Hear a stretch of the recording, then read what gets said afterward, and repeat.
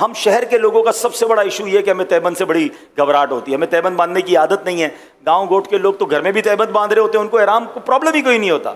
تو تہبند سے اگر آپ کو عادت ہو گئی نا تو آپ احرام فرینڈلی ہو جاؤ گے. سب سے بڑا ایشو ہم لوگوں کا، شہر والوں کا، وہ یہ کہ ہم تہبند کیسے باندھیں. تہبند کنٹرول کرنے میں ان کا جو ہے ٹینشن رہتی ہے. تو ایک بار صحیح طریقے سے آپ یہ احرام کا جو نیچے والا حصہ باندھنے کا ہے، تہبند باندھنے کا طریقہ سیکھ لو، آپ کا حج آسان ہو جائے گا. حج قران کرنا ہے نا تب بھی ہو جائے گا، لیکن جب احرام صحیح باندھنا ہو. اب احرام ہی سنبھالتے رہو گے تو دل ہوگا یار کب اترے گا احرام. مجھے بڑا بعض اوقات تو عجیب لگتا ہے، لوگ بار بار یہ پوچھتے ہیں احرام اترے گا کب. میں نے کہا پہلے روتے تھے احرام پہنوں گا کب، یا اللہ موقع دے میں احرام پہنوں. جیسے ہی احرام پہنا اب ٹینشن یہ اترے گا کب. ارے بھائی ریلیکس رہو، جلدی کس بات کی ہے.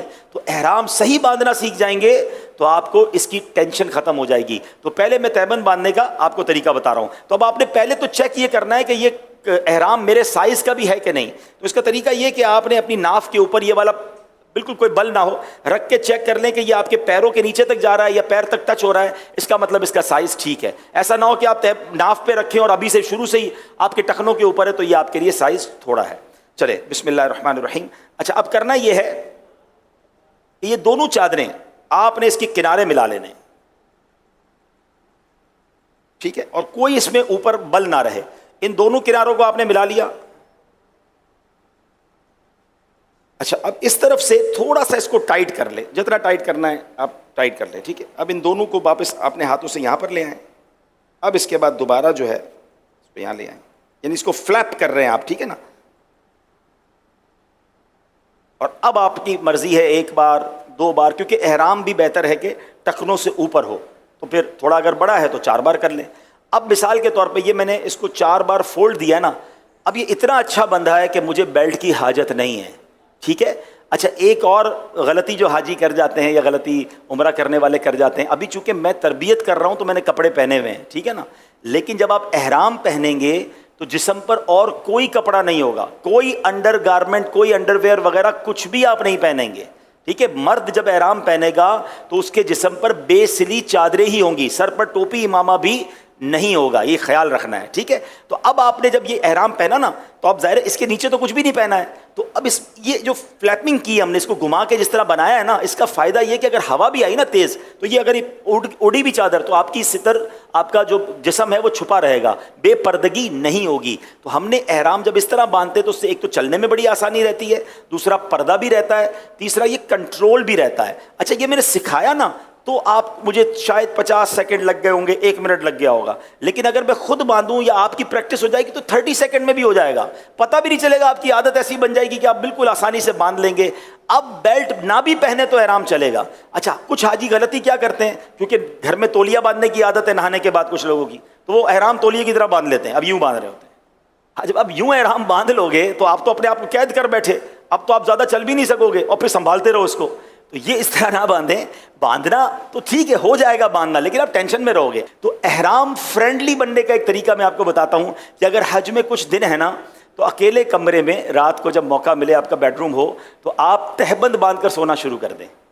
آپ 5-7 دن اگر تہبند کے ساتھ واش روم جانا، گھر آرام کرنا سیکھ گئے نا تو پھر آپ احرام کے اندر بڑے ایزی ہو جائیں، کیونکہ آپ کو وہاں جا کے پریکٹس نہیں کرنی ہوگی، آپ نے ادھر ہی پریکٹس کر لی ہے، ٹھیک ہے نا. آپ کہیں یار وہ پھر تہبند یوز ہو جائے گی تو مجھے وہاں کے، تو کوئی بات نہیں، اس تہبند کو یہیں چھوڑ دیں، نیا ایک احرام اور لے کے وہاں چلے جائیں. لیکن اچھی نیت کے ساتھ اس کی پریکٹس کر لیں تو یہ بڑا آسان ہو جائے گا. اچھا اب بیلٹ کئی قسم کے آتے ہیں، لیکن اگر اس طرح کا بیلٹ جو ٹریولر بیک بیلٹ کہلاتا ہے جس میں جیب ہوتے ہیں، یہ بیلٹ بڑا آسان رہتا ہے. تو اس کو باندھنا بڑا آسان ہے، پیچھے اس کا کلپ ہوتا ہے اور اس میں آپ اپنا موبائل فون، اپنے ضروری کاغذات یا کوئی تھوڑے بہت پیسے بھی رکھ سکتے ہیں. اس میں بھی ایک مشورہ دوں گا کہ حج پر جا رہے ہیں تو 2 موبائل لے جائیں. اگر آپ کے پاس اسمارٹ فون یا قیمتی فون ہے تو اس کے ساتھ ایک چھوٹا فون بھی لے جائیں، جو آپ حرم پاک میں جانے آنے کے لیے، منی عرفات میں، دیگر جگہوں پر آپ کے پاس وہ بھی فون ہو. کیونکہ بعض اوقات بیلٹ میں لوگ رکھتے ہیں اور بیلٹ اٹھا کر رکھ دیتے ہیں کہیں وضو خانے پہ اور قیمتی فون بھی چلا جاتا ہے، یا اپنے پورے سفر کی ساری کرنسی اسی بیلٹ میں رکھتے ہیں.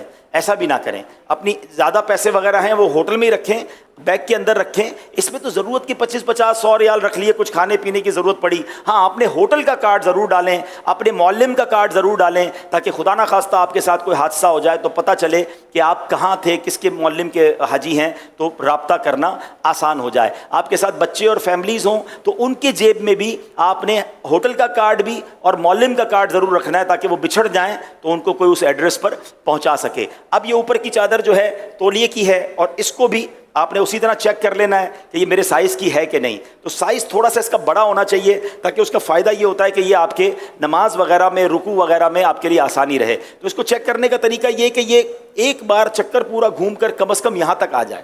تو یہ جو چادر ہے یہ میرے لیے ٹھیک ہے, میری سائز کے لیے اوکے ہے کہ یہاں تک گھوم کے آ گئی ہے. تو اب جب یہاں تک آ گئی ہے نا, تو اب یہ میں جب رکوع کروں گا نا تو یہ گرے گا نہیں. ورنہ نارملی کیا ہوتا ہے کہ اگر احرام یہی ختم ہو گیا تو جتنی بار آپ نماز پڑھیں گے وہ نیچے آتا رہے گا, پھر آپ اوپر کرتے رہیں گے تو تھوڑا سا کنفیوژن بھی رہتی ہے. تو بہتر یہ کہ احرام اتنا ہو کہ یہاں سے پورا چکر گھوم کر آپ کے یہ والے کاندھے پر یہ دوبارہ آ جائے, تو اب آپ بڑے سکون سے انشاءاللہ احرام پہن لیں گے. تو یہ ہم نے احرام پہن لیا.